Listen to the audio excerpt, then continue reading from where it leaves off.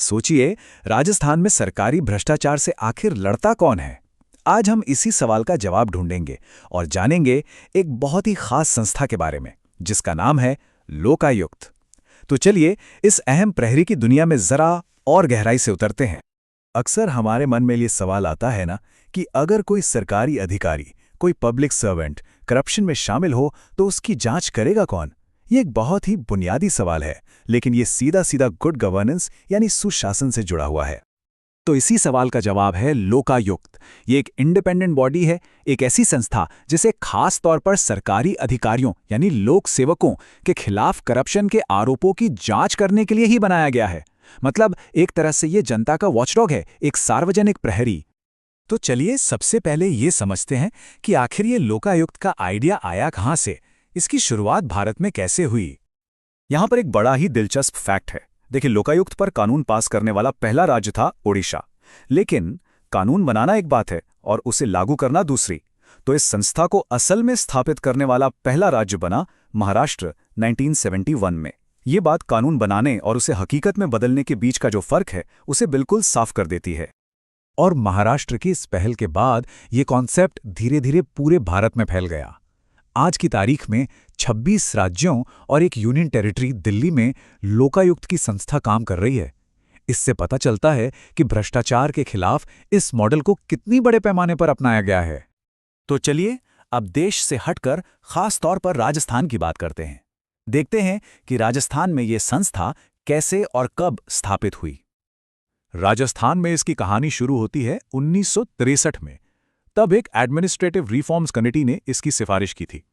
फिर करीब 10 साल बाद 3 फरवरी 1973 को कानून लागू हुआ और उसी साल 28 अगस्त को जस्टिस ID दुआ के रूप में राजस्थान को अपना पहला लोकायुक्त मिला। तो राजस्थान में संस्था की नींव रखने वाले ये दो अहम लोग थे। पहले लोकायुक्त जस्टिस ID दुआ, जो सुप्रीम कोर्ट के रिटायर्ड जज थे, और पहले उप लोकायुक्त थे KPU मेनन। आप देखिए, किसी भी वॉचडॉग की असली ताकत उसकी आज़ादी में होती है, उसकी इंडिपेंडेंस में। तो सवाल ये उठता है कि लोकायुक्त को अपॉइंट कैसे किया जाता है, और उससे भी ज़रूरी ये कैसे पक्का किया जाता है कि वो बिना किसी पॉलिटिकल प्रेशर के अपना काम कर सकें। तो ये जो अपॉइंटमेंट प्रोसेस है, इसके 2 मेन स्टेप्स हैं। सबसे पहले एक सिलेक्शन कमेटी एक नाम की सिफारिश करती है। फिर उस सिफारिश के आधार पर राजस्थान के गवर्नर फाइनल अपॉइंटमेंट करते हैं। इसे एक बैलेंस्ड प्रोसेस बनाने की कोशिश की गई है। और ये सिलेक्शन कमेटी भी बहुत खास है। इसमें राज्य विधानसभा में विपक्ष के नेता और हाई कोर्ट के चीफ जस्टिस शामिल होते हैं। ऐसा इसलिए किया गया है ताकि ये पक्का हो सके कि जो भी चुना जाए वो निष्पक्ष हो और उसका चुनाव किसी राजनीतिक झुकाव के आधार पर न हो। अपॉइंटमेंट तो देख लिया, लेकिन इन्हें हटाना और भी मुश्किल है, और ये जानबूझकर मुश्किल बनाया गया है।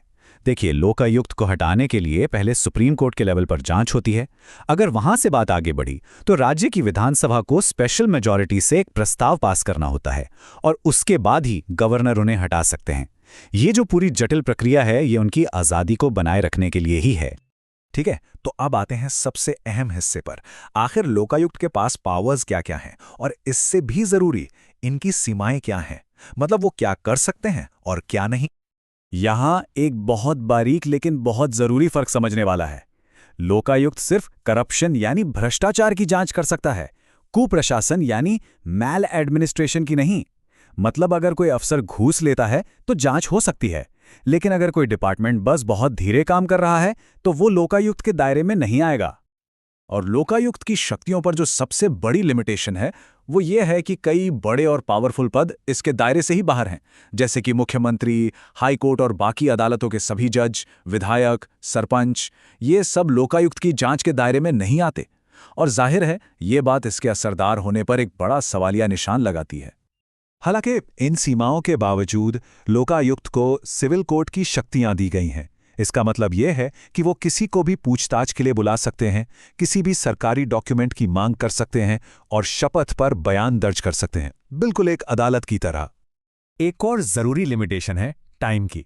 लोकायुक्त 5 साल से पुराने किसी भी मामले की जांच नहीं कर सकता। तो अगर कोई पुराना करप्शन का केस है तो वो हमेशा के लिए जांच के दायरे से बाहर हो जाता है। और अब आते हैं शायद लोकायुक्त की सबसे बड़ी कमजोरी पर। यह एक एडवाइजरी बॉडी है, मतलब एक सलाहकार संस्था।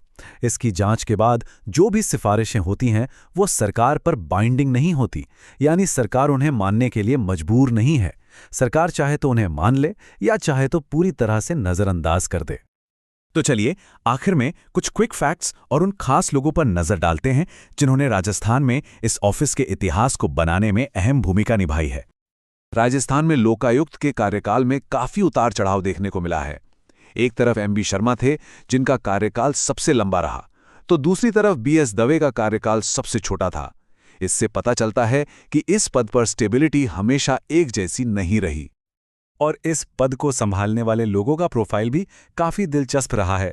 मिसाल के तौर पर एमबी शर्मा अकेले ऐसे व्यक्ति हैं जो 2 बार लोकायुक्त बने। वहीं केपीयू मेनन उप लोकायुक्त होने के साथ साथ राज्य के चीफ सेक्रेटरी भी रह चुके थे। ये बातें इस पद के महत्व को दिखाती हैं। तो आखिर में ये सवाल फिर से सामने आ खड़ा होता है कि क्या एक ऐसा वॉचडॉग, एक ऐसा प्रहरी सच में असरदार हो सकता है जिसकी सिफारिशें सिर्फ सलाह हों, कोई आदेश नहीं? एक सलाहकार संस्था के तौर पर लोकायुक्त भ्रष्टाचार के खिलाफ लड़ाई में आखिर कितना शक्तिशाली है? ये वाकई एक सोचने वाली बात है।